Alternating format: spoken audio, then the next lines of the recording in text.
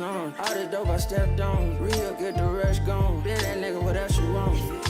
Power, powder, respect. I want that money and power and power. Money and powder and power. Money and powder and power. That paper, yeah, I gotta stack that. Them diamonds keep blinking, we might have to jack that. Now boy, when that blicky come out, you get clapbacks. Throw down with a little joint, I'm at you like pat. Come back when them candles out round your block and kick that. Come back when your funeral in progress and hit that. Hit your back to back, your bitch ass won't even hit back. Yeah, we splashing in fashion. Nigga, you could drink the drip, catch you slipping, we sliding. Your niggas on some different shit. We hit the lick, we with the shit. Shh. When you get hit, quiet down. No need for the talking, the fuck is that about? Tougher than a Teflon. All the dope I stepped on. Real, get the rush gone. Been that nigga, what else you want? Power, powder, respect. I want that money and power and power. Money and powder and power. Money and powder and power.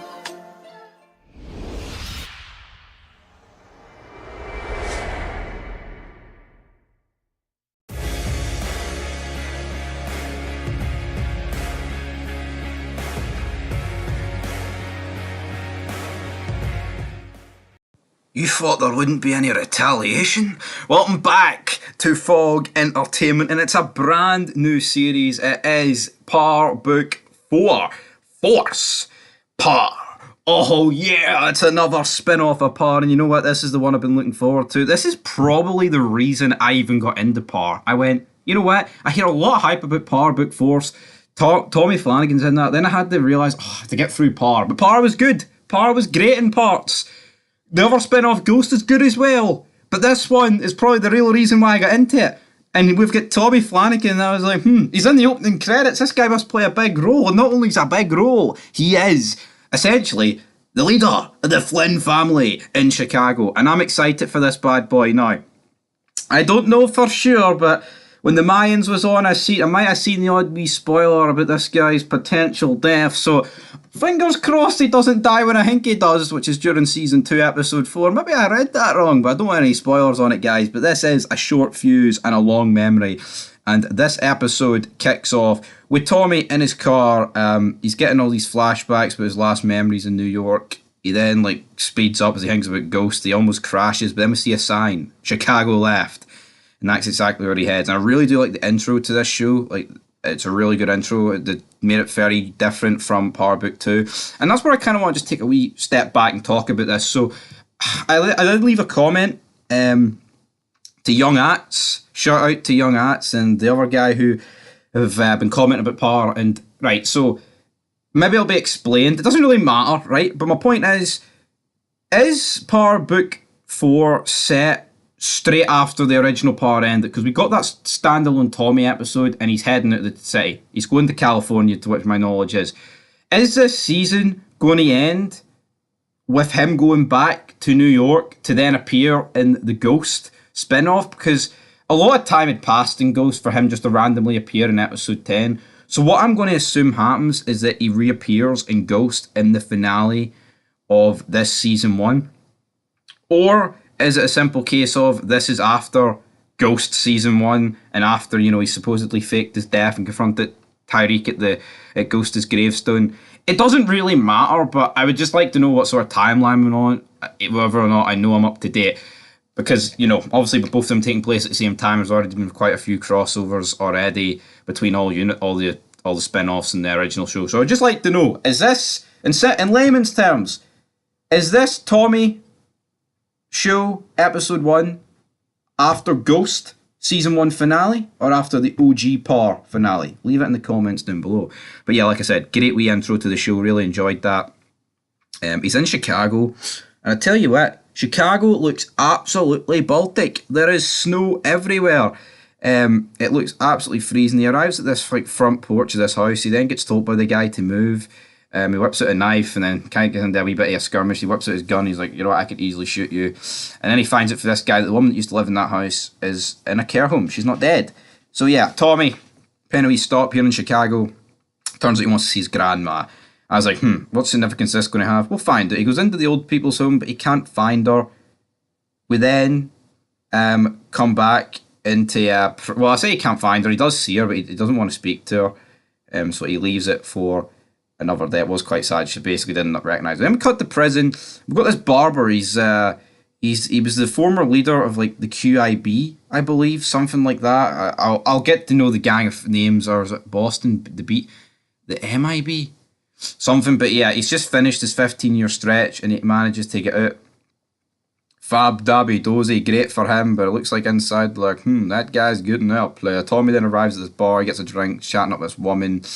Was like, what significance is she going to have here? I'm not too sure. But then the guy's getting out of jail, gets took out of prison. He's his first day out. His brother picks him up. He's wearing a Chicago Bulls jacket. So 6-time NBA champion. Looked pretty cool. But he walks out without his Jordans, and his brother's like, yo, what the fuck? Why do you not have any shoes on? He's like, yeah, man, I let them keep it. But yeah, these guys look like they could be big players going forward. Then I remember I seen this clip up next of Tommy, like on like a Facebook thing, like, you know, like the random videos that they show you. And essentially what this is Flynn's son confronting him here, and he gets told to move his car essentially, but you know, he kind of speaks back to him and it doesn't end too well. And then, you know, the guy's burying him thinking he's from Boston. He's like, fuck Larry Bird and fuck Tom Brady, which is kind of funny. But he also said, what the fuck is it with the city and parking laws, which it was kind of funny. And then we get the introduction of Flynn. I believe it's Walter Flynn. Great seeing Tommy Flanagan here. Looks a proper fucking badass, and it's just good seeing some Scottish representation on these TV shows. But he just looks the part. The accent just puts him apart from the others. His daughter's sitting in his seat. He kind of like scolds her for doing that. Sits down, he's like, your brother's out in the street doing what has to be done. She's like, well, I might want to help in the street. And she had a weird fucking accent, right? I'm going to assume that her and her brother grew up in Chicago, right, in America, so therefore they wouldn't really have like a Scottish accent. But it's funny, she keeps calling him Da, but it just sounds like a funny attempt at like Da. You know, it does. Your Da, my Da, Walter Flynn. Scooby-Doo, what's going on there, pal? But, so this was good seeing Tommy Flanagan. He then, like, grabs her hands and he's like, what the fuck are you going to do with these in the street, you wee fanny? And it's like, this guy's got potential to go to the very top. He's not going to surpass Chibs, but hey, what a fucking job he'll do. Really like this introduction scene with him. Laid the ground rule, and it's like, he's basically saying, like, you're going to do fuck all with these hands, man. Absolutely, nothing. Tommy then goes back into the bar he was at. He hears the guy chatting shit. He's snorting coke, and then he beats him. He's like, I'm okay with the Tom Brady shit, but the Larry Bird? Nah, I ain't fucking taking that. And he snaps his wrist, beats him up. Then the woman comes out, this could be a problem. He's like, what for you? He's like, nah, not for me. And he's like, come on, your soup's ready. And then they bow, learns for this woman that she's essentially, her ex-husband was in the army and he died sadly, and he's like, yeah, the good ones always seem to die. Then Walter Flynn's daughter, I will remember her name, has sex with this like other woman in her penthouse. Here, you know what? Power Book 2 had some gay sex. This is good lesbian. I know what one I prefer, but Jesus Christ, the one she took home is built like a toothpick, man. You feel like if you did anything to her, she would snap clean in two, like, which is quite extreme, quite brutal. But it looks like Tommy's he keeps getting text message throughout this episode about going to California, but you know, he's kind of like turning it down. He then confronts Walter's son and he's like, Timmy, do you connect? So they go do the connect, and then it turns out that he's kind of pally this guy with the brother of the releasee from prison earlier on this episode, so that was kind of cool. And this is like all amateur hour for these guys. Tommy really, you know, it was a man among boys here. He knew exactly what he was doing. It was a really funny scene. They kill these two guys, and he's like, Jesus Christ, you don't even know how many bullets are left in your clip. Tommy kills them, drops them, brilliant scene. Then they steal the money, he takes the money, and yeah, pretty serious shit here going on. Will Tommy get into this crew? I'm going to assume so. Then the brothers are walking down the street and he kind of explains to them what happened with the Flynn family and how this new guy showed up. But they're like, wonder who he is. So again, kind of goes back to my point. Tommy was on the run, but either way, he's on the run. It's like when Power ended. It's pretty much when Tasha blamed him for the murder anyway, and then like after Power Book Ghost season 1 finale, they think he's dead. So we'll have to wait and see whatever way that's going to spin about. But either way, you think the police would know who Tommy Egan is, even in Boston or not. But yeah, then he goes to visit his grandma. She's like really happy to see him. Once she realizes who it is, then she goes back to like a depressing state. And this guy follows him. And he's like, this fucking photograph. And it turns out this random guy is actually Tommy's brother. And he's got weird glasses, no hairline, and he's black. So Tommy, the white and the black brother, this is crazy. The white boy and the black man. Kind of funny here. These two reminisce. They get to take each other's phone numbers, and he's like, you know what? You don't really want to know Kate. She's a bit of a waster. So that was kind of funny, to say the least. Then this like cop comes in to the barber shop, which the brother has now bought his released brother. He's bought him the barber shop, and the cop confronts him. Nothing really happens here. It kind of just seems like this cop. I say nothing really happens. He just wants them to pay essentially protection money, isn't it? At the end of the day, Tommy then filling up his car. He starts driving. He gets a phone-faced California Connect, but then he hangs up because Walter Flynn's crew's here, and they take him to Walter Flynn's mansion. To which Tommy and Walter have a wee meeting. Tommy Flanagan basically puts out that I've had to put out quite a lot of your fires, wee man. But no worries, I appreciate a good boy. And then his son arrives and he's like, he was helping you, wasn't he, big man? Then he puts the money full of cash to his son. He's like, on your fucking way, big man. Get out of fucking Boston. And then Tommy doesn't leave Boston. He returns. He tells California to go suck one, and he's staying in Boston. How's that going to go? I'm not too sure. But you know what? I really enjoyed this premiere. It's great seeing Tommy Flanagan. I think out of the alive characters that are still alive in the Power universe, I think Tommy is the best character for me and the most iconic. So to see him in his own spin-off is fantastic, and to see someone like Tommy Flanagan going head-to-head with him should be a good season. Really looking forward to it. So I'm going to give this episode a 8 out of 10. Thought it laid the ground running pretty well. I'll be interested to see how it overlaps with Ghost, if it does go down that route of him going back to New York after it's released about him on the news. So yeah, we'll see how that plays out. But guys, 8 out of 10. Leave your thoughts down below, and peace. Many men wish death upon me, and I'm gonna take your life away. King of the goddamn hill. Welcome back, guys, to Fog Entertainment. We're here with another Power Book 4 review. It is only episode 2 of season 1. But by God, I'm liking this show. I'm really digging Tommy Egan out in Chicago. We kick off the episode. He's scrolling through his phone. We are seeing Lakeisha. It's sad. We see this bar get shut up. I'm kind of confused by who it is. Tommy then receives a phone call. Turns out it's his brother. It's his brother, JP. And turns out this guy has a son, then left his wife. Then he turned out to be gay. And because of that, his wife didn't let him see the son for like the past 14 years. Tommy tries to throw him 10 grand, but he doesn't really accept it. But then he eventually accepts. So yeah, we learned a bit about this guy. First 5 minutes, we find out a lot. He has a son. He's gay. And we'll see how it goes. Tommy is then driving. And then my world comes crashing down not long into this episode. We kick off. We go to Walter Flynn. I'm hearing on the test results. I'm like, oh, shite. And it doesn't look good. It looks like he's going to die soon. Which, damn. I mean, I kind of wanted him to be a proper badass, and I'm not saying he ain't a badass, but, you know, most people that get terminal illnesses aren't proper badass. Like, as much as I like Walter White, and he was badass in parts, it's not like he was this, I know he gives it the whole, say my name, but when it comes to, like, a physical, combattery, you know, mode, the guy just doesn't really have what it takes, Walter White. And that's not me saying that Walter Flynn's smoking him here, but you know, doesn't look good for him. And he tells his son that you're going to live long, brother. You're going to do it. And something else that kind of shocked me this episode is when the two siblings of Flynn, the Flynn siblings, were talking. It turns out they're Irish, which doesn't bother me, right? But it's like Tommy Flanagan here is speaking pretty much what he sounds like in real life and what he was in Sons. he's not Irish, he's Scottish.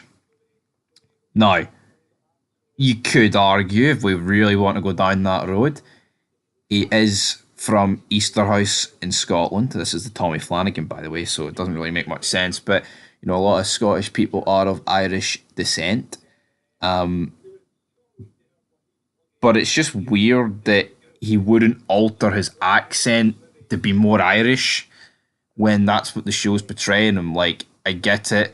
It's more of the American dream. It's more of the gimmick for it to be Irish people that go to America. We know how many of them went. I mean, Tommy's part Irish.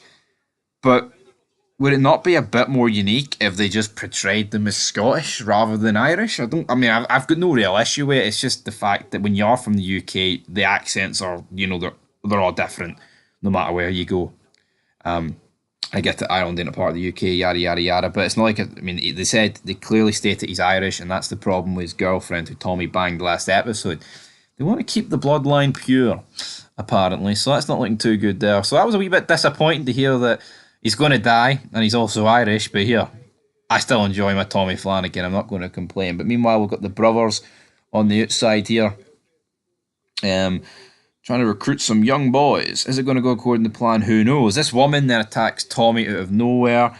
I have no idea who she is. It turns out that she's like the former, I don't know, like boyfriend of Julio. But I honestly don't remember this woman.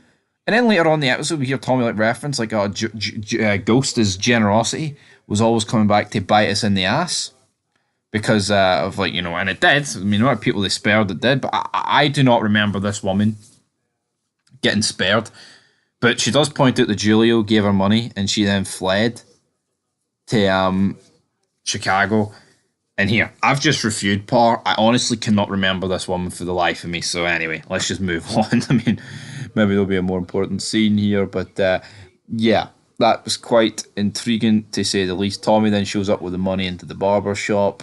But then he decides to go where our main man, the prison guy, has just been released. But then they get kidnapped by the cartel here, and it's like, right, you got to deliver us, you got to get us all our money, or else that's it. We then see Walter essentially bury his daughter here because she wants to try and, explore with new drugs, and he's like, it's fucking dependable. Why are you so fucking bothered about the streets?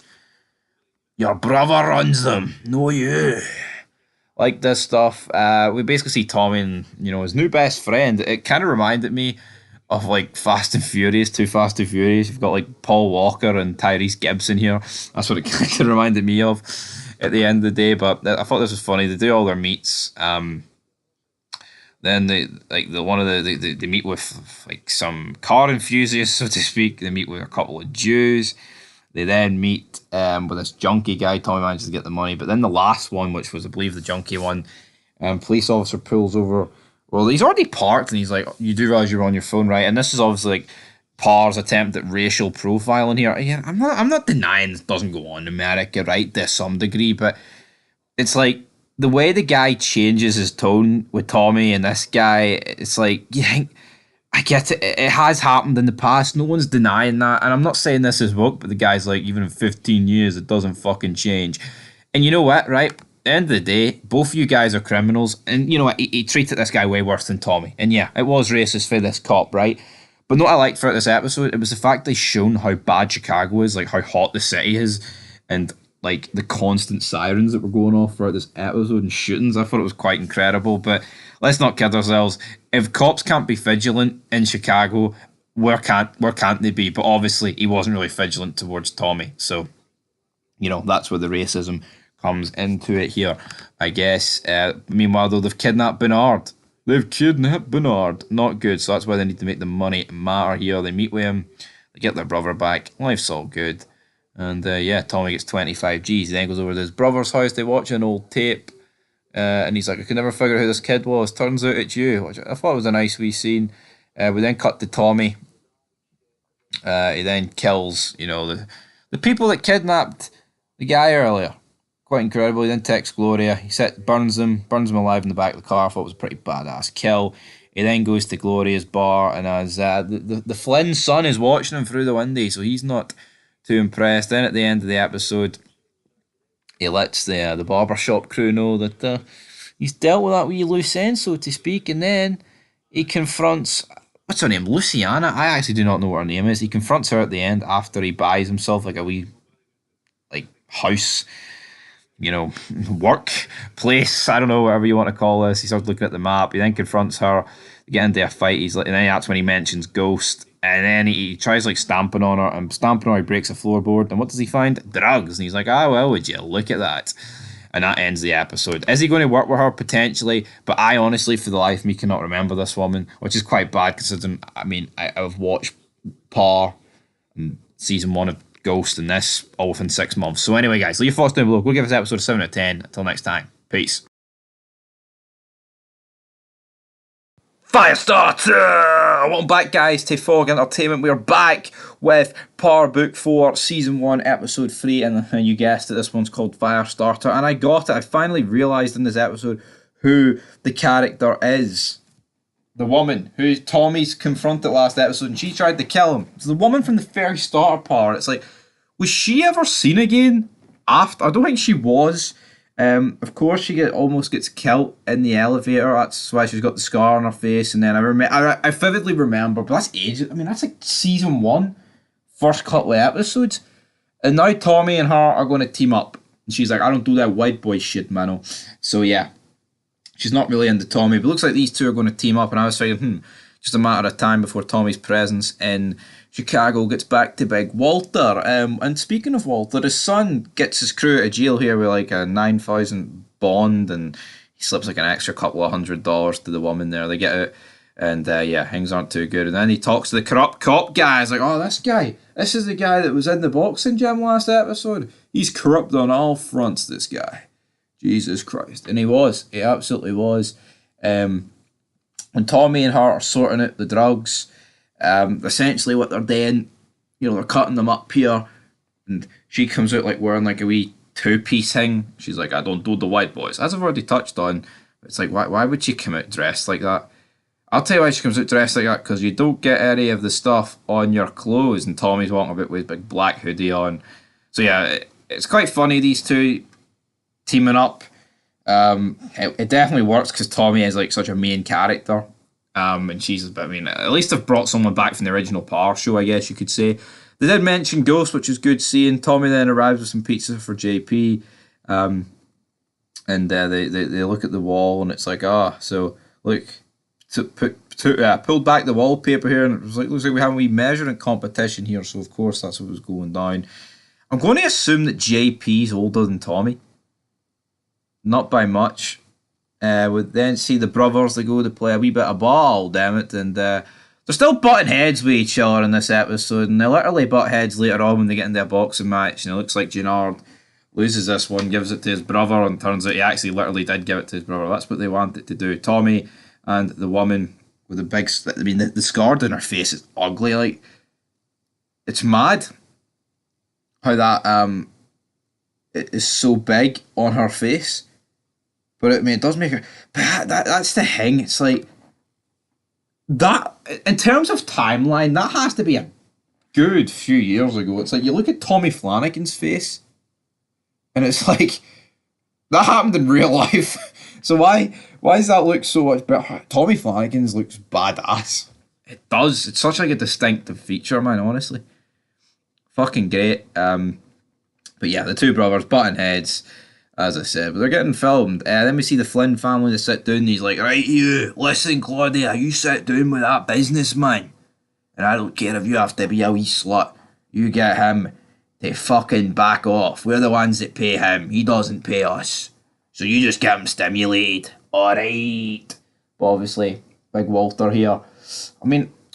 Obviously with him potentially dying soon, I don't know why, I'm not too, I get it, he's old, right? And it makes sense for there to be like a power struggle like underneath him, who's going to take the reins, etc.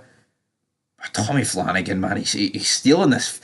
He's I really enjoyed Power Book 2 Season 1, but this season so far, the fact it's Tommy, it's like a different city, and you've got Tommy Flanagan. Brilliant. And also I learned a bit about Walter Flynn's character. So apparently he's born in Ireland, but he was raised in Glasgow, which then, make sense of the voice. I simply thought they were going for a gimmick of, well, you know what? We all sound the same here over in Europe. Oh, us folks that speak English, aye, we all speak the same pitch. No, we don't. Very different accents. The same way, yeah, I can clearly, and like I can notice a clear difference between like Boston and New York. I think they did quite a good job of doing that. And essentially, what we have next is Christina Rogers, the woman, the bartender, and yeah, Victor. I believe it's Victor Flynn, isn't it?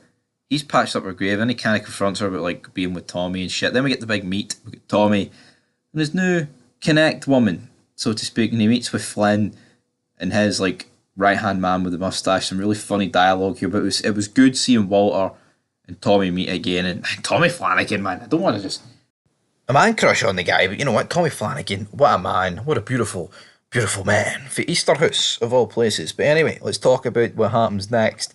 Essentially, we see Tommy and his son go for a meet with this like drugged out people, and I get it, they're in the drug business, but it seems like the Par loves doing the whole drugged out gimmick, man. This guy's a DJ, and it looks like they're gonna kill him. They're doing, and the guy, it was a funny scene. I mean, I guess it served the purpose. They then sit with Walter, and essentially Walter tells Tommy, "You bring Big Diamond to the table, big man, and we'll have ourselves a deal." And then that's when we get the boxing match, to which Big Jaden let his brother win, supposedly.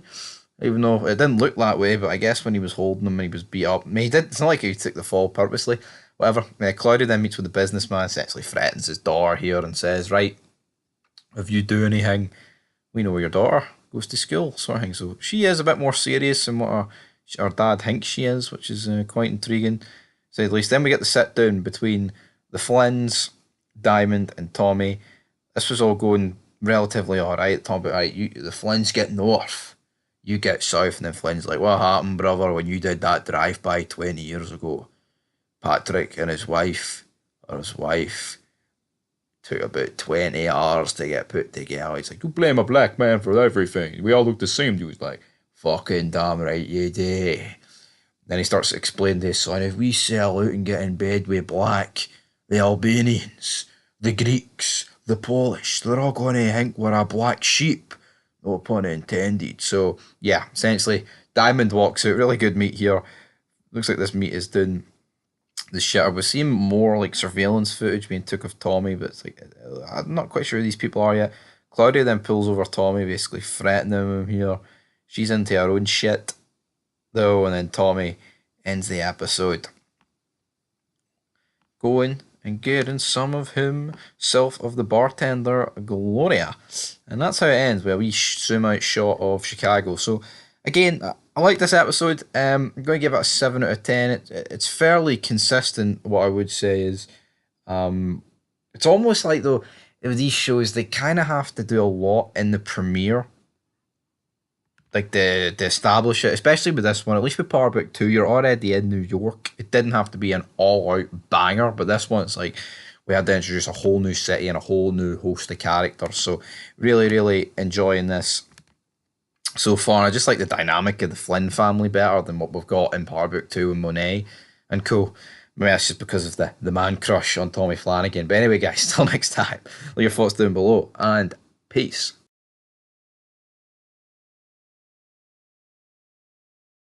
Storm clouds are arising in Chicago in the latest episode of Power Book 4, episode 4, season 1. This one is in fact called Storm Clouds, with some returns from the original Power show in this, but they didn't last long, and we'll get to them a wee bit later on. But we do kick off this episode. We're at the barber shop. Gennard, he's not really too impressed with his brother's handling of the situation with Tommy. And where's this beef going? Well, it turns out he actually let his brother beat him in that boxing match. So there's probably a power play at hand here, and I could say Gennard definitely getting killed by Tommy later on this season. But the youngest member of the crew, it's like, who's he? Well, of course, if you were keeping a close eye on this show, you know he would be JP's son. So yeah, Tommy then tasks Luciana to look into Walter Flynn's daughter, Claudia. So he thinks that she's doing something behind Daddy's back, and he's right. She absolutely is, of course. But, I mean, what's this really going to do? We'll have to wait and see. Claudia then meets with some, like, jobber, this, like, Mexican guy. Looks like this could be another way of getting like a new drug shipment in. Tommy then meets with the top dollar Diamond Jackson.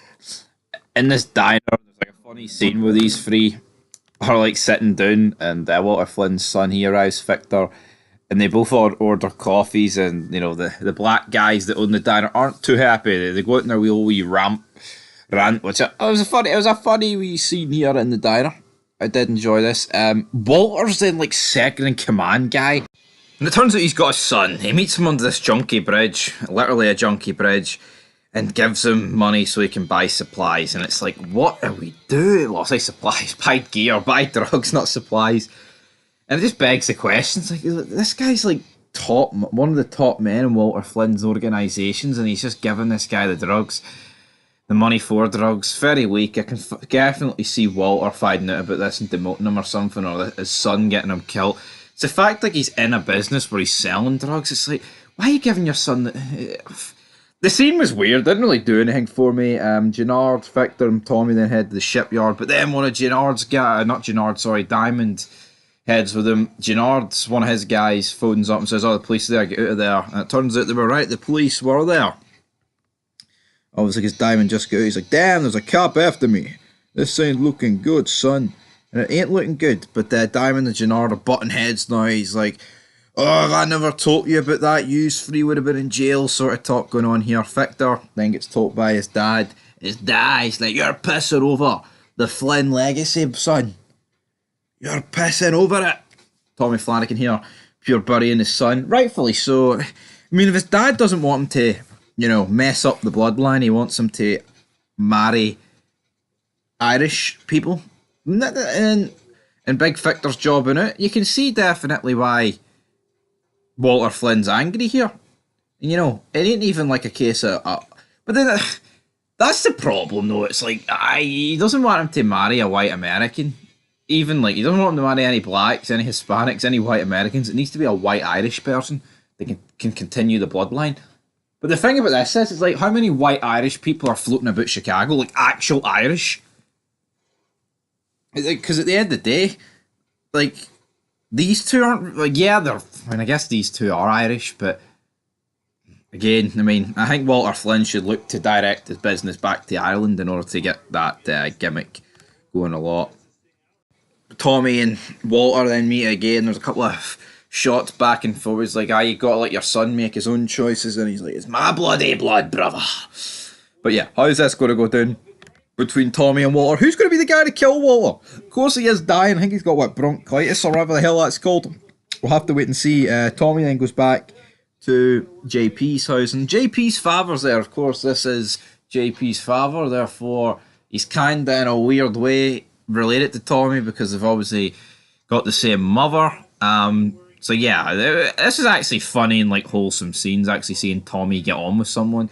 Because I think the way this show will go, I don't see a way in which JP is ever going to betray him. I don't think he'll care about JP anywhere near as much as like other people he's cared about in the franchise. But yeah, my money would be safe betting on JP, absolutely. But while this is all going down, Luciana ends up getting kidnapped by the Serbs. They're demanding where's their drugs, and it's like the Serbs are surely all dead. The Serbs have to be all dead. Big Peter. And that guy for season 3 episode 10, him, the guy that liked eating people or whatever, surely he's done for. No, they're not done for, because Tommy receives a text message from Luciana saying, bring Ghost to this location. So they think they're getting the drugs back. Tommy ends up killing a few of their guys.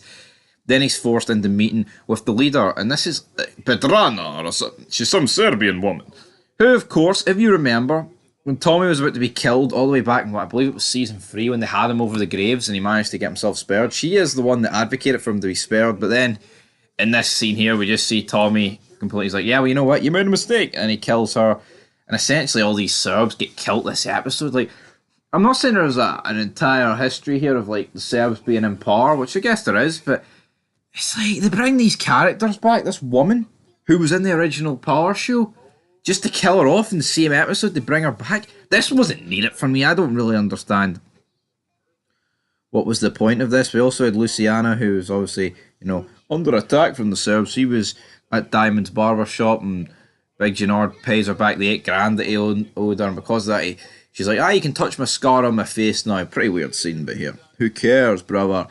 Who really cares? And that is pretty much where this episode ends. Looks like Claudia's getting in herself deep with the drugs on her end, but yeah, Tommy comes out on top. A lot of dead bodies, a lot of dead Serbs. It's kind of wrapped up that storyline that, in my opinion, didn't really need wrapped up. I don't really like. Why did it just didn't need to happen this episode? Like you've established, right, that there's this new crew. You've got the Flynns, led by Tommy Flanagan, Big Walter Flynn. You've got the new crew with Gennard and his brother. I just don't understand the need to whip out the Serbs like they did here. I don't get it. But in terms of an episode rating, it's probably one of the weaker episodes of this spin-off so far.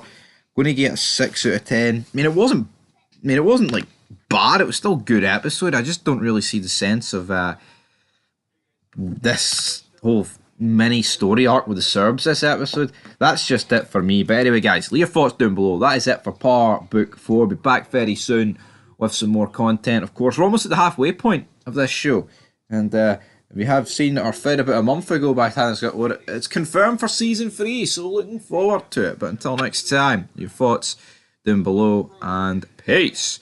Give me a hell yeah.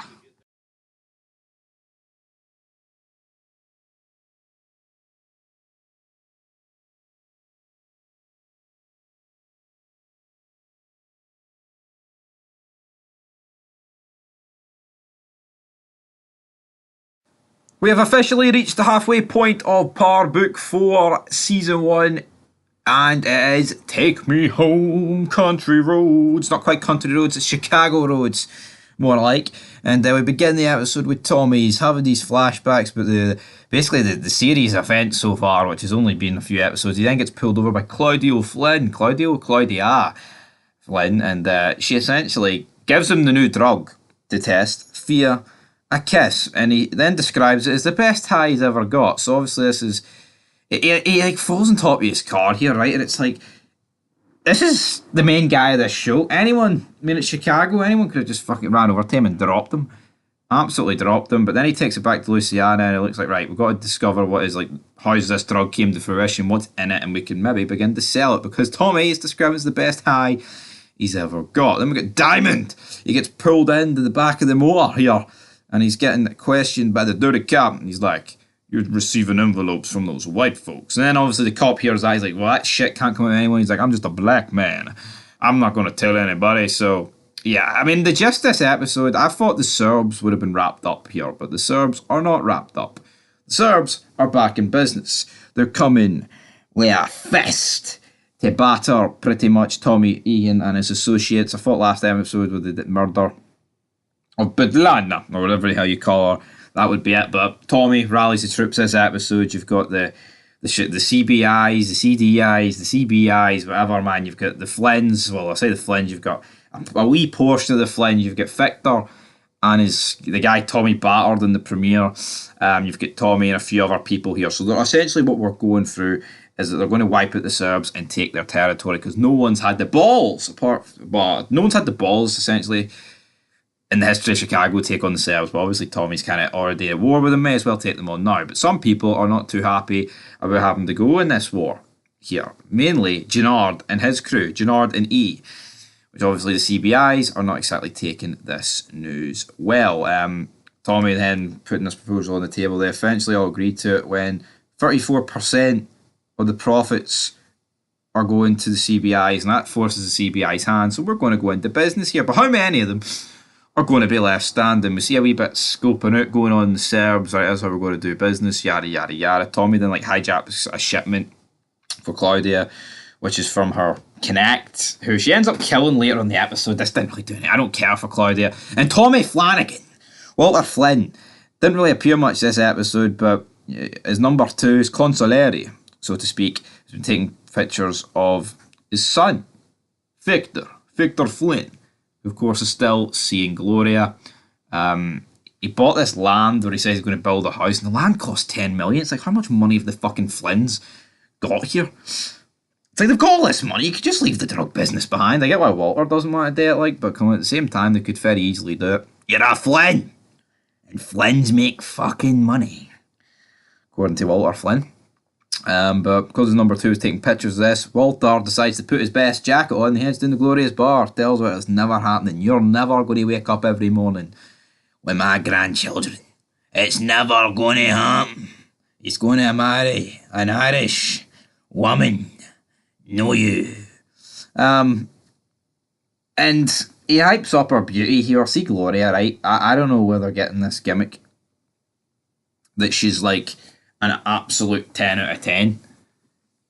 I mean, she's alright. I mean, they're trying to put her over here as if it's the next big thing. Miss America here, Miss Chicago. Honestly, crazy. Walter's not happy about this and essentially tells her the next time he'll be waiting on a response. Threatening her here. Then Claudia comes down to threaten her. Essentially offers her 10 million just to leave Victor alone. What? Then she calls Claudia weak and that even your old man's stronger than you and he's sick. She's like, what do you mean he's sick? JP this episode's flicking through pictures and he notices a picture of Tommy or something. It doesn't actually back up Tommy here, so we'll have to wait and see. Victor and Walter get into it a bit. Nothing. It's alright, but you can just see that Victor's going to lead this family one day. Well, actually, I say that, I wouldn't be surprised if he died soon, but we'll have to wait and see. He's not going to be fulfilling his father's legacy, that's for sure. Tommy then rallies the troops, then we get the scenes where we wipe out some of the Serbs. But while this is all going down, Luciana has been kidnapped by the Serbs. Oh no, it's not good for her. Then we get like the action sequence of this episode, sorry. They start wiping out the Serbs. The guy who was giving it, begging to Tommy about Larry Bird and Tom Brady and all those names. He's like, this is fucking easy, man. And then he gets his head absolutely shot off. Victor's obviously remorseful about the fact his friend has just died here. Because of course he did. We then break into the warehouse and pretty much all the red shirts that were, a part of the CBI or with Victor, with Tommy, they all die. Victor lives, Gennard lives, Tommy lives, and of course Damon lives. So yeah, everyone who went in here without a name died. He also got shot in the neck and he bled to death right in front of Gennard. I mean, it was a pretty good action scene, but it's like, the problem with this is, it's like, you just know that, well, I say you just know, I guess any of these guys could have died, but Tommy was not going to die here, right, in this meaningless fight to him. He then receives, word that Luciana's been kidnapped by the Serbs, and then the rest of them just job out. Gennard, CBIs, Victor, they're like, nah, it's your own battle. Tommy then goes to confront them at his house, his loft, whatever you want to call it. He then arrives, you kind of see the Walter family, the Flynn family, all dealing with their own wee day. Gennard then locks up his gun, he's ready to do a wee drive-by. Tommy then arrives back, the Serbs are meeting him there, and the Serbs are like, yeah, we're going to kill both of you, because the reality is, you haven't, she hasn't done as much damage as you. And then it's like, Tommy should die here, right? The Serbs should just kill him. It's also like, why is he actually openly giving himself up for this Luciana chick? Who, if you bear in mind, back in season 1 of Par, he wanted her dead. Then the drive-by happens, of course, this is Gennard. They tried to make it some big, secret mystery. But it's so fucking obvious it was him. Luciana gets shot in the shoulder, the Serbs then flee. It's like, hold on, it was a wee drive-by and the Serbs bottle it for one guy in a car. It's like, what? What are we doing here? The Serbs, they come with this reputation that they eat people and all this crazy stuff, but here they are, absolutely bottling it. There is no two ways to spin this, man. They absolutely bottled it big time, and that is where we're going to leave this episode. I mean, I feel this spin-off part before started off well, but I think the last 2 episodes with the Serbs, it's just not really doing it for me. I have to be honest, man. That is the name of the game here. On Fog Entertainment, we give you the truth and nothing but the truth. In this episode, it didn't really do it for me, guys. So anyway, I want you to leave your thoughts down below. I'm going to give this episode, I'm going to give it a 5. I don't know, it just felt a wee bit flat to me. 5 out of 10. Until next time, peace. Things are picking up as we enter the second half of season 1 of Power Force 4, whatever you want to call this bad boy. We begin the episode. Bodies are getting buried. Claudia's burying her body. She's not exactly happy about it. Tommy's like, this is who we are. We got to do this. you're in this game. You got to do this, Claudia. You got to do it. We then have like a series of funerals. We've got one for E. Then JP's son essentially gets given the job of spying on Tommy by Gennard. I just don't get Gennard, right? He wants Tommy to pay. He feels like Tommy's basically caused all this chaos since he's come in here, right? You know what? Maybe he's got a point. But say he does have a point, which I think he does. Why don't you act? Honestly, Tommy's got that many enemies. It's not like if Gennard kills him, his brother's going to be pissed, and also it's his fucking brother's. His brother really going to give a damn if he fucking kills Tommy. Like, yeah, I'm not saying that Diamond doesn't have like, you know, a working relationship with Tommy, but they pretty much cut ties last episode. All of them, you know, like, fuck you, Tommy, son. We're not helping you rescue that woman. Not a chance. So yeah, I think this guy needs to act instead of giving it the big talking game. We then get the funeral for the member of the Flynn family, which, yeah, Walter walks over to his son. I remember when you used to be playing catch at the front, you fucking killed him, son. I don't need any more of your fucking shite. Big man, not a chance is this happening. So yeah, Tommy and next scene pretty much, they all cut ties with him. So what's Tommy going to do? I'll tell you what he's going to do. He's going to set up a business, a partnership with Claudia. And that's like this is going to go. But first of all, in order to do this, they need to get a cook. But during this, the FBI raid like Walter's like headquarters. It's not even like, it's like his business, like where they must front the money. And then his daughter arrives, she types the password into the laptop, and he's like, this is exactly why you can't be fucking numero uno. You need it to be here tonight, man. You need it to be here. Diamond is more open to the idea that Gennard is right about Tommy in this scene. It's like, what's going on here? We then cut to Walter's house, and Walter's on the deck, and then his like number 2 picks him up. He's like, Walter, what happened? He's like, fucking meds, man. The stress, I don't know what's happened. I fucking banged my head. He gets picked up. Sad seeing me Tommy Flanagan here in a wee, like, I say a frail state. He's still like a fucking badass, but yeah, he gets up, wipes the blood away. He's like, let's fucking do this. He's like, you gotta tell. He's like, you gotta tell them. You gotta tell them, man. They don't want to go through the same thing with you they did the mother. He's like, you don't tell me shit, wee man, alright? Not in a month of Sundays. The kid then goes and looks in JP's window and he spots him and Tommy. He's like, what the fuck? So he gives Gennard his $5,000 back. He's like, I want none of that. And then this part of the episode was like filler to me. We had Tommy, Claudia, and what do you call her, Luciana, like all team up here, and they had like the people at the body shop and the Jews go to these lockers and get this. It just didn't really do it for me, man. I don't really know what the...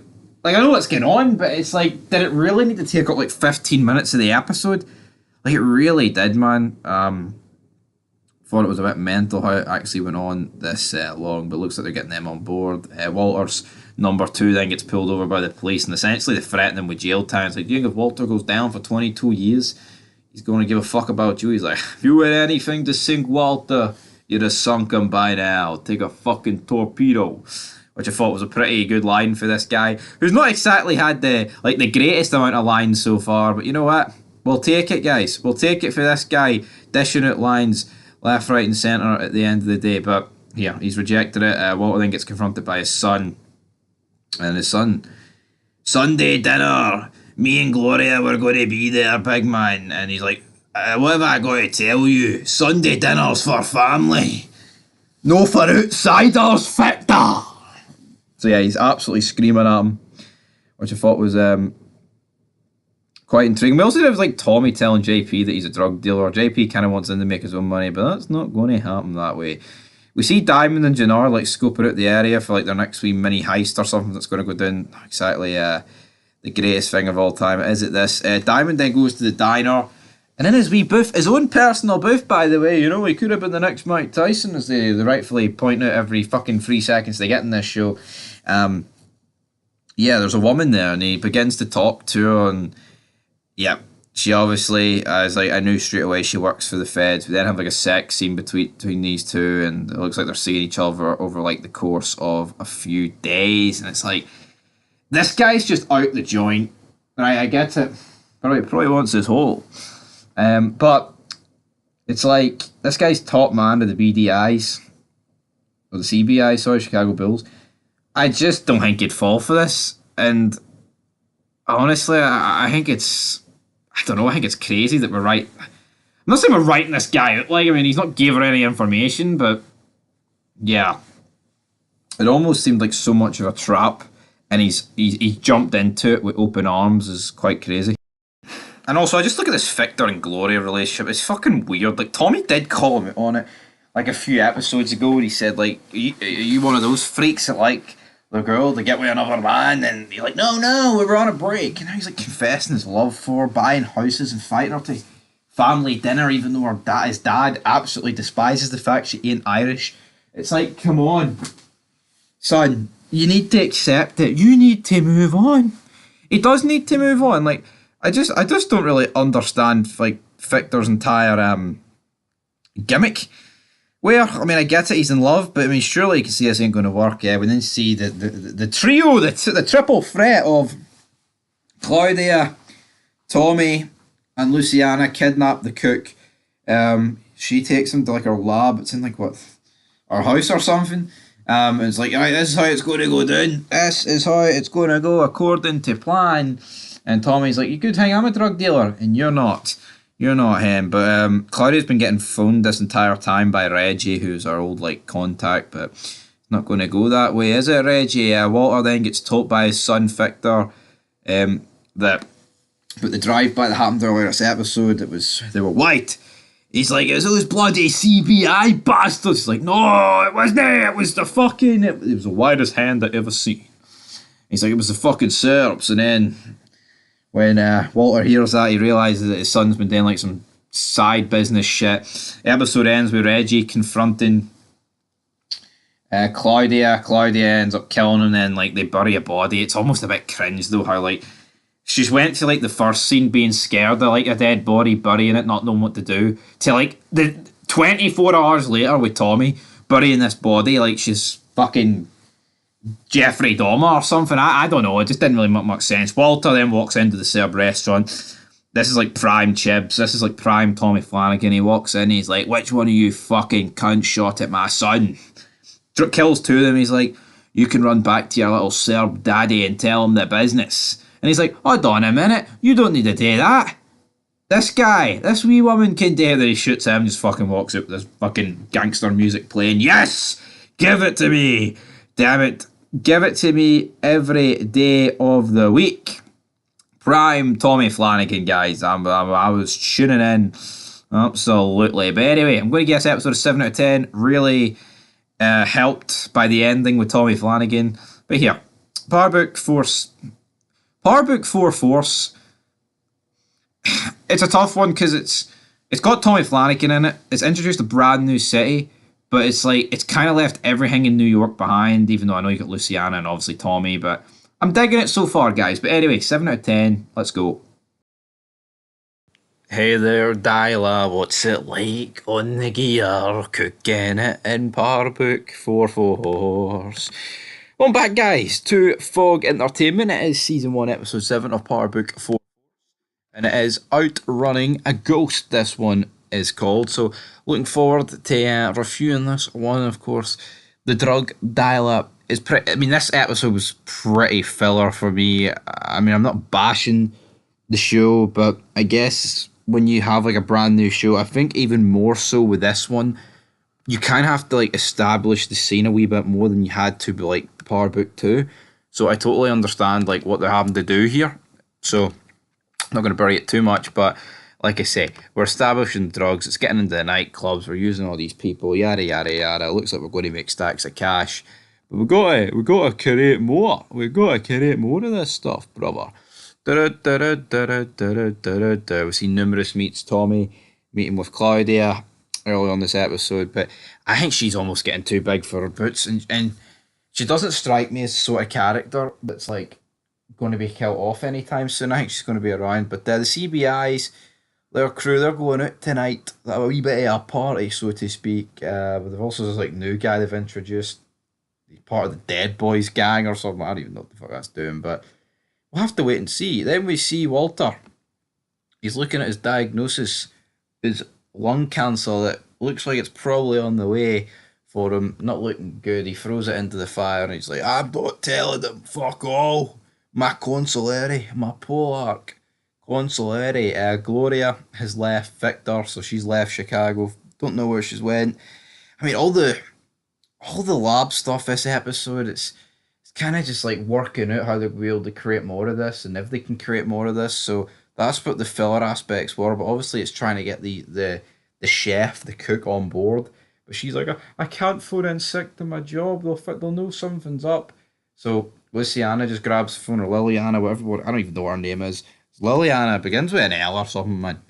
So she grabs the mic and's like, right, I'll cut the promo then. I'll talk about it. And she's like, right, he's no coming to work. JP kind of still looking a job for Tommy, but Tommy's no giving him a job yet. Tommy is no giving him that job. Victor and Claudia are talking with her dad. Right, she kind of goes through him. Walter's no happy. It's like, see, for a guy that's so serious and you shouldn't be messing with, I mean, his kids do a lot of speaking down to him, like, don't they? And then the kid that's JP's son, and he's also kind of working for the CBIs, he confronts Tommy, and Tommy confronts him. Could there be a relationship going forward? Could this kid join Tommy's crew? I'm not too convinced. Maybe he will. So yeah, then we have Claudia and Luciana basically bringing all these women in that they're going to be using to get the drug out there tonight in the nightlife. And that's exactly what we cut to next, because what have we got? We have got Gennard and the CBIs hitting it on the crew. I actually thought this nightclub stuff was funny. Honestly, it came across as like more real and authentic than any nightclub scene in the original Par. That may sound crazy, but this felt more legit to me. I don't know what it is. I mean, I guess you could say why it felt this way is because like any other time I've seen nightclub stuff, it's been like Ghost, and he's like the top man of it, so it means a wee bit less. I'm not too sure in that regard, but the reality is this guy, loving life, he gets to try the new drug, and obviously after all of them on the new drug, he reports back to his brother that they should take us, but Diamond says we can't trust the drug we know nothing about, and I do get that element of it. I do. I can't take that away from him. Also, the reporter woman, Diamond's no catching on yet, but I've got a feeling he'll catch on sooner rather than later. And Tommy notices that Claudia's kind of betrayed him in a weird way, because she's sent one of the girls and she's actually kissing Victor with the drug, so Victor now knows about the drug. But literally all the competition in Chicago's finding out about this drug. It's like, you can't even fucking, I mean, that's it. The game's a bogey, because now they'll all know about it, but then they're always going to find out about it at the end of the day. And then the little man confronts the other little guy, and the guy pulls a little gun. He's like, what the hell you doing pulling a gun out in downtown Chicago, man? Dying time. Doesn't stop them in real life. Claudia, though, obviously a bit frustrated that her dad's posted 2 men on her. Tommy just fucking drops the 2 of them, and he tells her about it. She doesn't even seem to care. It's like, he's just killed 2 of your dad's men, and that's us. That's us wrapped up, man. Quite bizarro. Then we see like a scene where all the Flynns are drinking. Walter's like, for the millionth time, son, you're taking this, whether you like it or not. And the son kind of just goes on a wee ramble about, I've been doing it, I've done everything with Gloria for you. I've not done it for me or her. Fair enough. They have a sit down between Tommy and Diamond. Tommy basically just denies on form this new Dahlia drug. But then Gennard and his crew meet with this other crew, the Gary, the Gary set up for the Midwest or whatever. Looks like he's going to be paying them. How's that going to go? We'll have to wait and see. Then the episode ends essentially with a breakthrough on the drug that it works and they all get high. It didn't look like they were all getting high. It looked like Tommy put the kill the cook for not being able to cook up a good batch. But then out of nowhere, boom, they all get high, and it's like, I don't know. I just don't really like drug usage, man. Especially when like all the main characters in it. It's also, it looks a wee bit woke, this, doesn't it? You've got Tommy, then you've got a white woman, you've got a black woman, and then you've got an Hispanic woman. I mean, I just don't really understand I mean, I say don't understand. I mean, it's like anyone's out there, it doesn't make sense. But I mean, like, could this cook not be a black man? But then, anyway, I don't know. It just feels a wee bit woke to me. But anyway, guys, this episode was complete filler. I mean, it was all right, but in terms of like it served its purpose. But I'm going to give it a 5 out of 10. Till next time, peace. Himself to death. Left me and my brother on the streets of Glasgow. He left me and my brother on the streets of Glasgow. Welcome back to Power Book 4, Force. Oh yeah! We're here, guys, with Season 1, Episode 8. Walter Flynn, eat your heart out, big man. I thought you were fantastic in this episode. I think you were. But we kick off this episode with Walter receiving some seriously bad news that he's got stage 1 lung cancer. But is he going to do anything about it? That's what worries me. I don't think the guy's going to do anything about it. And I like Walter Flynn, right? The fact it's Tommy Flanagan just makes it even better. But I almost kind of feel like he's like a side character on this show. It's like, you know, in GTA, where obviously you've got your main characters that you play as, and I mean, apart from 5, you only played as one. But then, like, you went and did missions for the people. He feels like one of the people you do missions for. Like, he doesn't feel like a part of the integral story, but he feels like he's just there. Like, it seems like the only time he appears, like, in a meaningful sense, is like when Tommy goes to visit him at his house. I don't know, it comes across as weird to me, but the bricks are being moved here by Tommy. JP's complaining he needs a job, damn it. And Tommy, after talking with Liliana, but they might need another cook, he's like, how good are you with your hands? So, will JP become the new cook in the kitchen that could work in 8-hour shifts? We'll have to wait and see. He's got a deep voice, which Liliana likes, absolutely. Tommy then meets with Claudia. Again, she's like... See if Claudia was a man, right, and no a woman. I think Tommy would have... He would have ended this, like, relationship and would have went himself. Honestly. Because see at this stage of the game, right, they don't even need Claudia. Claudia's the one that got the cook in the lab and all that good stuff set up. He could just... Doesn't need to necessarily kill her, like, because if he kills her, I mean, that could be bad, but he could literally just cut all ties with her. Which may sound weird, but that could happen. But they agree here that if your daddy interferes in our business, we're going to go to war with him. Is she willing to do that? I'm not too sure. But then the CBI is discussing the future of the gang. Don't really know how much this is going to go down. The dirty cop who's in the Flynn's pocket gets confronted by another cop. Of course, he has to be this like scruffy white guy.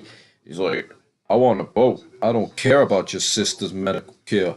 50 G's. I'll give you 3 weeks because I'm a good for it. Okay, dokie then. We'll see how that goes. Walter has like a face-to-face with Claudia. He says, I'm going to find out what you're into.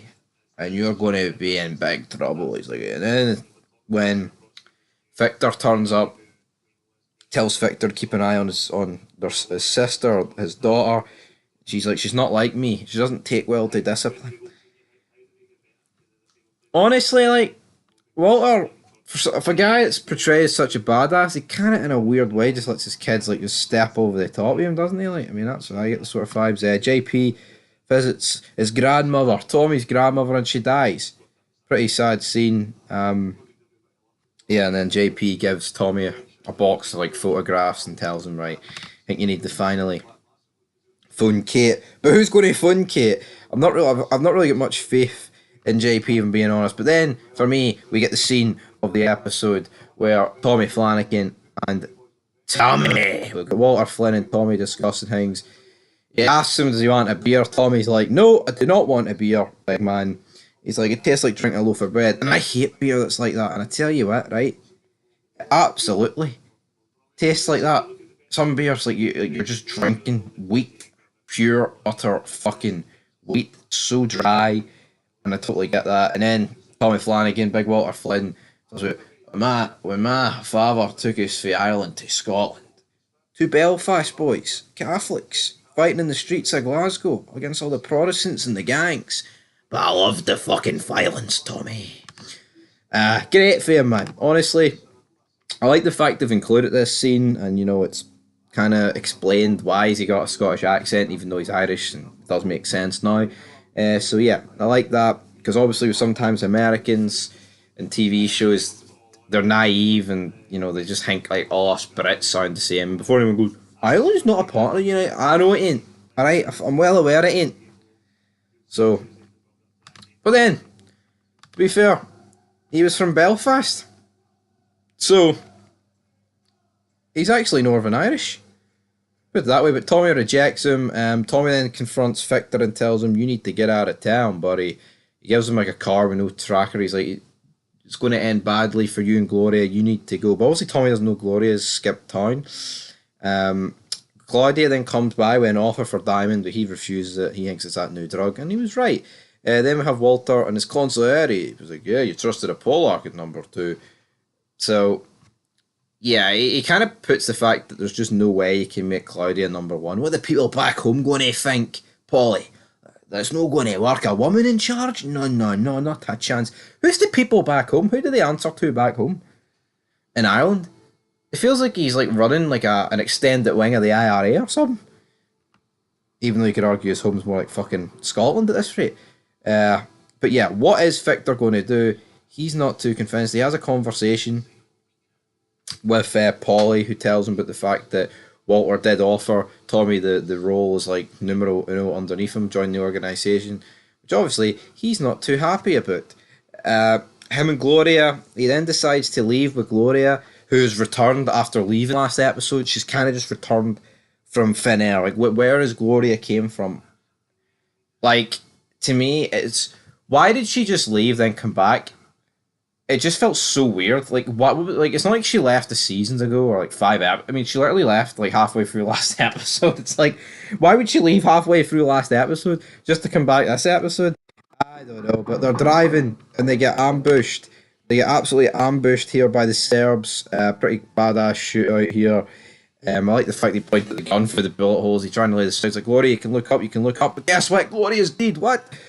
Hey, big character death in this show for Gloria to die here. I was like, holy shit, she dead. She is dead. We then get some funny scenes with JP and Luciana. She likes his deep voice. Hey, Tommy.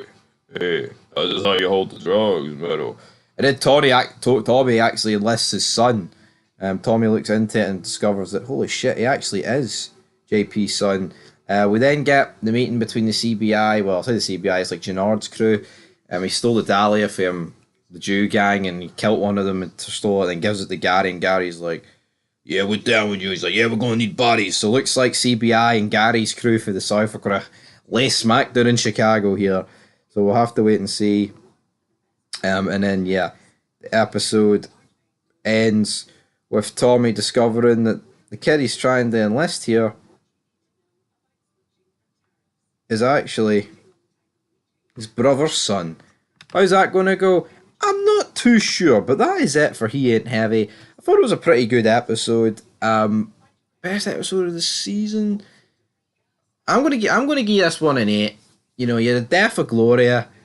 I really loved the Walter scene. The scene where he got diagnosed, and also the scene he had with Tommy about his origin. I really enjoyed all that good stuff. There was some really funny dialogue in here. And also the death of their grandmother. So here, a lot of deaths in this one. But until next time, peace.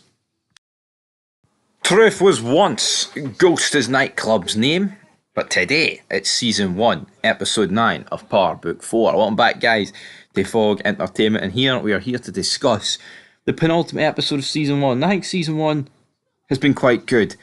Has it lived up to expectations for me? I would say yes. I don't really see what they could have done for me to turn around and say, like, it's been an absolute disaster. The fact they knew Tommy would be in it, it's a new city, you've got Tommy Flanagan in there. I'd say it's probably exceeded expectations. I didn't think Tommy Flanagan would have a bigger role as he has had running the Flynn family, but anyway, this episode begins. Victor obviously still reeling from the death of Gloria. His father shows up, he's like, had to be that bastard Tommy, and I was like, well, we're not going to rest until Tommy and those Serbs are fucking dead. So yeah, they think it was Tommy and the Serbs behind it. Well, I'll say Tommy and the Serbs. It was the Serbs, but Tommy actually had nothing to do with it, so it looks like Tommy's going to feel the laugh of that. Tommy then arrives in the building. We've got JP's kid. He's still counting the money, so he's really good with numbers. Oh, 5,000 divided by 187.5, and he hits you. He's like, man, they all thought I was stupid in school, but I was just cracking numbers, man, which is quite mental. JP then tells his father that he rung Kate. He's like, how did that go? Well, I'm the one that hung up. JP's got this deep ass voice, man, and it's honestly like meme worthy. We're being honest. Tommy then meets up with Lucy, and he's kind of worried that Claudia's not checked in with him. Of course, we know the main reason why. Because she's jobbing him out. She's ghosting him because now she thinks that he had something to do behind with a Serb attack on Victor, but the reality is he didn't. But she then sees Tommy meeting with the Serbs later on, but we'll get to that a wee bit later. So yeah, looks like we're all going to retaliate here. We're going to retaliate against Tommy Egan. Vic, though, he's back at home. He's resting after obviously getting shot at, broken arm, car crash, and all that good stuff. And then Walter essentially tells his daughter that, you know what? My son's near been killed twice. I love yous both. I'm promoting you. So Claudia's been promoted to some form of capacity. And Walter then tells Polly that he's going to call in the big guns. He's calling in the Four Horsemen. Is it going to be Ric Flair? Is it going to be Arn Anderson and co? I'm not too sure. We'll have to wait and see. But they arrive via planes. I'm going to assume this was like a private airway. They've arrived for Dublin. It's the heavy hitters, which I thought was quite mental. We then see the young kids, JP's son and his wee mate. They essentially stole all the Dahlia. They've took it to cousin Gary down in the south, and essentially looks like he's going to throw out Gennard, which makes sense. Gennard also wants to move on Diamond. He kind of just buries Diamond here. He's like, yeah, he's been soft ever since he got out. You know what? I've been primed for that spot. So here I am, and kind of just seems, I don't know, weird that Diamond's getting betrayed like this. Also, the white cop threatens the black cop, and then he goes to Diamond, and Diamond gives him 150k. It's like they're trying to make you feel that this cop, O'Leary, is it? Something like that. He's got like a really Irish sounding name. Is that this guy's a great guy?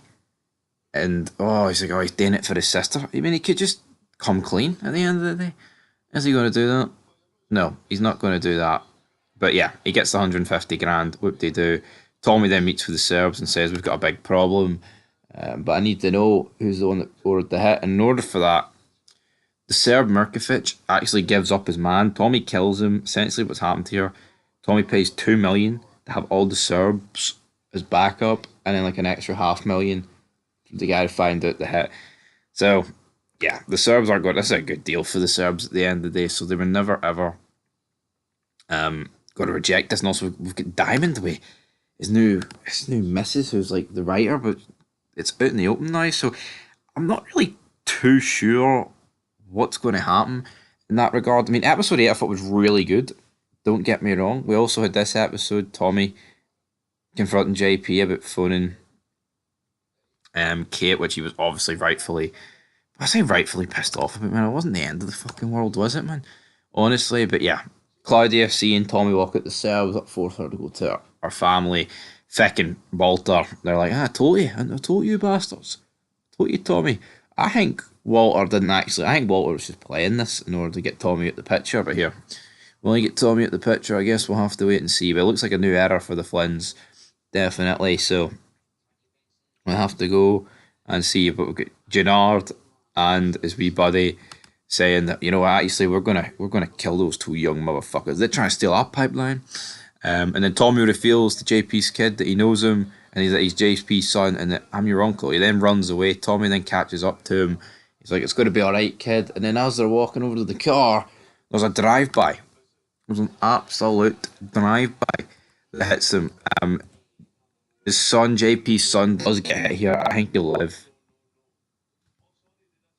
I mean, honestly, we don't actually know yet who's passed away. But Gennard hit a drive-by on Tommy a few episodes ago, and now I'm sure he's done this one. So we'll have to wait and see. This was a red SUV. It's all he takes to the hospital. JP turns up, why didn't you tell me? Why didn't you tell me? And then obviously the episode ends with him in hospital with his son. Then the Four Horsemen arrive at the bar. Walter's like, well, I've called Claudia up. I don't give a fuck about the old country anymore. We're going to wipe Tommy bastard Egan off the face of this earth. So I think things died down for episode 8. I know, like, but it picked up towards the end of this episode, but it set up a pretty interesting finale. But the way it's going, I just don't. So I'm kind of confused with the timeline, because with Tommy at the end of Power Book 2, Season 1, he returns to New York. Is he gonna? So I'm kind of confused about what is the timeline. Like, is Power Book Force set in between Ghost's death and when Tommy comes back, and then in between season 1 and 2 of this, he might go back to New York? Or is it... I don't know. I don't really know how they're going to explain it. Anyway, guys, I'm going to give this episode a 6 out of 10. But I'm expecting a big finale. I'm going to go watch it right now. Looking forward to it. Leave your thoughts down below. And peace.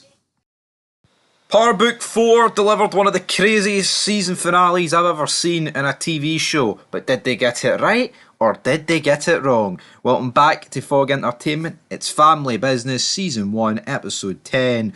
Looking forward to discussing this. First off, I want to get straight off the back and say this. I think the Irish Four Horsemen for Dublin got absolutely jobbed out here. And we're going to get into it, right? I'm actually going to make a separate video on it. Like, these guys were hyped up. These guys got off the plane, they had their guns, they had their SUVs, and I feel like they got absolutely jobbed. I get it, right? They're never going to kill Tommy off, but I feel like there's a better way to protect certain groups in this show.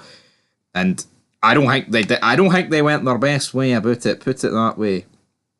In this episode, to be perfectly honest. But we did begin the episode. Tommy is trying to phone. He's like, oh, he's fearing for his life, so to speak. He may have had the backing of the Serbs, but shit is about to kick off. Make no mistake about it. We then see the rallying of the troops. We've got the Four Horsemen getting their guns. We've got the Serbs getting their guns. You're like, shit is going to kick off. Diamond, though, receives a phone call for Gennard, and then he decides to go, oh shit, he's probably going to send guys after me. So he runs to his car with his new missus, and they wait outside, and it turns out, yeah, Gennard had literally sent a crew to wipe out his own brother. We then cut to Gloria's bar, and we've got the Four Horsemen, the Irish Horsemen, in there. They're drinking with Fick, like, we're going to take the war, we're going to fucking murder. We're going to murder Tommy. We're going to murder Tommy Egan. Back in Dublin, we need Chicago's a steady income, brother, but you know, when push comes to that shove, I don't know if this war's worth it. Victor's like, no, it is worth it. It's worth it, son. Don't worry about it. Then one of the Four Horsemen decide to leave. Tommy's got two of the Serbian guys as backup here. And what happens, troops? They kill one guy. He gets seduced by a woman outside. She's about to suck him off. And then what happened? I want to take a ride back to the old country, bye. Tommy uses razor wire, cuts his throat here, and just like that, I pretty much knew that within 10 minutes, the fact that they've killed one of the Four Horsemen, these guys' odds drastically are going to go down here. So yeah, this guy gets killed again. I get it, right? Anyone can get killed, anyone can die, right? But I think they should have protected these guys, this group before. Walter shows up, he's like, this guy's dripping like a fucking pig, you guys are getting pissed and banging whores, and we're in a fucking war. Anyway, crazy. But yeah, Walter's no happy. JP with his son wakes up. D-Mac wakes up, and JP's not happy. He's like, Tommy, I want whoever did this to fucking pay. But Tommy has to go get some medical records. Gennard then leaves his house. Turns out Gennard's number 2 has been kidnapped by Diamond, and then he gives up the fact that Gennard put the hit in motion. And then we've got a returning character. Who have we got? We've got Kate. We did kind of see her last episode. Yeah, she's in the house looking for money that apparently her mother put in the wall. So Tommy confronts her. Pretty funny. See, I don't mind Kate as a character. I'm shocked that they haven't killed her off at this stage of the game. I really am. But then we have the Flynns and the Irish Horsemen discussing what's our next course of action here. Right, we've got to bring the fight to Tommy. Going to bring him out. Then Claudia walks in. It's like, I've got where he's going to meet his Dahlia hookup. And it's like, no one even fucking questions, like, how do you know all this information, Claudia? You're a jobber. I mean, yes, she's been brought into the loop, but honestly, people with any bit of fucking sense would realise this is a plan. But Victor wants to go along with the Horsemen here and wipe out Tommy, which obviously is pretty mental. But obviously, Tommy here, they've set up an ambush. Tommy and 2 Serbs. Like, you seen the weight that Tommy had? Like, he had at least 20 Serbs at his disposal, but he took 2 here. I get it. It would have been an absolute ambush, but with 2 of Walter's crew go in first, they get eliminated. One of them throws a smoke bomb, and it's like, holy shit, look how action-packed this is, man. It's absolutely mental. 2 of the Serbs get killed, but the other 2 Irish Horsemen get killed as well, and it's like, really? Fucking really? This is what we're doing here? And then Walter goes off in a pure fucking rant. It's like Victor and Ian, he made it out alive, brother. Walter goes off in a fucking thing, a pure tyrant, like, me and your father fought the entire British army on the streets of Belfast, and you can't fucking kill Tommy Egan. I thought that was really good. It was really good seeing. He's obviously like, no wonder, right? He's fucking pissed. But again, it's my problem here. It's like these guys were hyped up, like. Paulie couldn't believe that Walter's calling in these heavy hitters for Dublin, and like within an episode they've been wiped out. Yeah, they wiped out 2 of the Serbs, but it's like at this point it's 3-2. Like it's 3-2, and these guys came in with so much hype. It's actually fucking crazy at this point. Like what's going on? Tommy then sent Victor the text about this. Victor's obviously pissed. He confronts Claudia about it. Like, what are you doing? Tommy turns up. Luciana then Luciana, whatever. She sends the cook home. Then the cook ends up getting kidnapped by Walter Flynn's crew. So yeah, that's all good in the hood there. We then had a scene between Eowyn and Claudia. She basically puts Dahlia in motion. She's like, you know what, this is the drug of the future. You give word back to the kings back in Dublin, and we'll put this story right. He then tries to kiss her. She's like, sorry, you're not my type. He's like, oh, you are a little fucking serpent, aren't you? And I was like, right, this guy, they've built this guy up. Hopefully he'll live. We'll get to it a wee bit later on. We then have Kate and JP meet each other, and then Kate meets D-Max. So yeah, they were alright scenes. Gennard then goes to the Serbs. The Serbs essentially say, you know what, we'll job out Tommy Egan as long as you get the Flynns on board. Then Gennard heads over to the Flynns and essentially gets him to come to terms with their deal. So at this point, Tommy is essentially without backup. He then goes to Diamond, and it looks like these two are going to probably work together now. So at this point, we've got a big meet set because what happened? Big JP gets kidnapped by the Flynns. So yeah, not looking good for him at this stage of the game. Absolutely not. So the Flynns have got him, and that's what forces Tommy into this meet. So pretty much at this point, Tommy's got what? Himself, Diamond, and Liliana here going into war. We're meeting at this big industrial plant. It feels like a proper meet, but you've got Gennard and half the CBI with the Flynns. The Serbs are kind of neutral at this point, I guess you could say. But so they're so outgunned, it's crazy. So yeah, what is the game plan going to be? So the Flynns, Gennard and all meet up. Paulie's there with the big shot-off shotgun. You've got all crazy shit going down. But their plan is that Diamond comes out with Tommy at gunpoint. And I think at this point is where it kind of turned a bit bad, in my opinion. Like, you've got some heavy hitters here that they've only established within a season. It felt like a massive meeting. It felt big time. I'm not going to take away, but my problem is, right, so essentially Diamond starts ranting on Gennard. He's like, yeah, I'll hand over Tommy if you hand over Gennard. But then they're like, I don't really know. And he's like, CBI's good. But then CBI's kind of split about the fact, holy shit, actually, they're the ones that put this hit put this hit in motion against Diamond. So CBI's kind of split. Gennard goes to shoot, what do you call him, Diamond. But then, like, the CBI guy pushes Gennard. So then Diamond chases after Gennard. At this point, Tommy is getting, like, shot at, but he starts running away. Then Victor chases after Tommy, and this is the part I don't like. So a couple of CBI guys die here. Whoop-de-doo, right? What I don't like here is, like, Victor runs after Tommy, and Walter's, like, acting as if there's, like, an invisible wall here, and he can't go. And so's Eon. It's like, Walter, you're free to go. Like, yeah, Paulie pulls him back, right? I'm not fucking denying that, right? But he's free to go. It's almost like it's like plot armor. It's like they wanted Victor and Tommy to have this fist fight. Like, there's so much better ways you could have handled this. You could have had, like, the other CBI guys with, what do you call them? Diamond, like, shooting at the Flynns. So that's obviously why I got distracted. You've got Gennard here and Diamond getting in their fight. But Gennard spares, Diamond spares Gennard, and essentially they're going to set up their different crews. So yeah, I didn't think he'd kill his brother. Liliana then appears from behind, starts dropping a bunch of Flynn men. And then she shoots Ion in the neck. And it's like, holy shit, this Irish king is going to die here. It's like the last guy who's supposed to set this deal up with Dublin. It's crazy. Walter and Polly are then retreating back. Again, it's like, why is they acting like there's an invisible wall? They're not pinned down. They're simply out in the open like a couple of spare dicks. I thought this bit was a bit bad.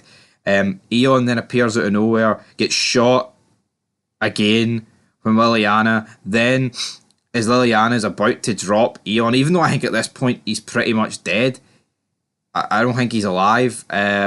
You've got Claudia, whips out her gun and drops Liliana. She gets shot in the chest.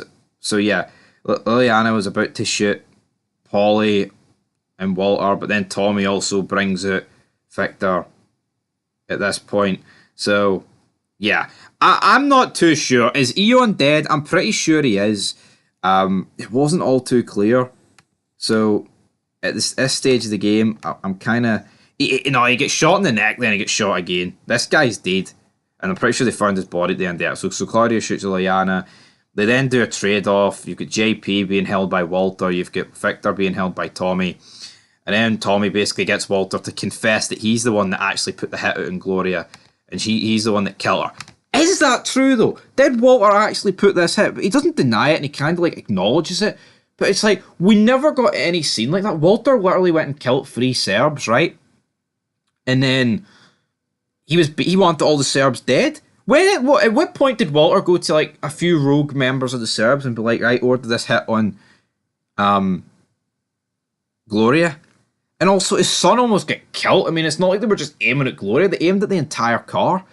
But yeah, JP gets back to Tommy, they flee, and Victor's pretty much looks like he's going to cut all ties with Walter. I mean, it was a pretty emotional scene. Everyone's like near greeting here. Tommy then runs over to Liliana. She dies in his arms. Diamond's there. Gennard takes off. The Flynns take off. So yeah, she dies. Liliana, that's our major character here. Eon died as well. What do I make of this? Honestly, I don't even know. Like, they had the ingredients for this to be near like a 9, 10 episode, but I feel like the way they got there was a bit of a mess. Like, why not just have Walter and Polly pinned down by a couple of like CBI guys? Instead, like, Walter's like, my son, but like, you can, there's nothing stopping me if you're going around the side of this digger. I didn't really get that, honestly. And then, like, Eon, the 4 horsemen get wiped out, man. I'm going to make a separate vid on that, because to me, that's fucking disgusting. What going forward, what's that going to do with Dublin? Like, honestly, so much hype going into these guys. That's what I just didn't like about this. It's like, we're led to believe these are like serious people for Dublin, and they get wiped out in a seriously shit way, in my opinion. Especially with Claudia trying to put a pipeline in order. And that's how we end the episode. Or is it? Because we actually cut to New York and we see Medina and a few other people, and Adrian Rodriguez, all these people, and she wants to work with him, and what's going on here? Are we going to be able to sort this Irish King problem out here? We'll have to wait and see. We then cut back to Chicago, post to Liliana here. We've got Diamond, Polly, and JP, and Tommy essentially says that he wants to take over all of fucking Chicago. Gennard now owns the barber shop by himself. You got Walter drinking alone with Polly, as Claudia and Victor put up a wee memorial picture of Gloria. So how is season 2 going to go? Honestly, I've no idea, but it ends with Tommy getting a wee cigarette as we see the Chicago skyline, and that is how we end. Chaotic, right? A hell of a lot of people died here. A hell of a lot of people died. But like I said, I think it was a bit of a clusterfuck, even though so much happened. I feel like the final showdown was just a bit cringe, and I think the job did the Horsemen as well. It's like, it just felt very choreographed, you know what I mean? I like things that feel authentic and flowing nice. I'm still going to give the episode a 7 out of 10, but like I said earlier, I could have very easily give this like a 9 if it just changed a few things. But anyway, guys, that's it for season 1. Really enjoyed Power Book 4. To me, it's much better than Power Book 2. And when I say much better, I don't mean like Power Book 2 is like a 3 out of 10 and this is like an 8. I just feel like with Tommy and a brand new city and all these new characters, the new characters I've introduced in Power Book 4 are much better than the new ones I've introduced in 2. I do like Kane and Monet and people like that in Power Book 2, and I like the fact you've got like recurring characters and returning characters for the original Power series in Power Book 2, but I think Power Book 4 is the difference maker for me. Anyway, guys, I'm going to give this episode a 7 out of 10. Till next time, peace.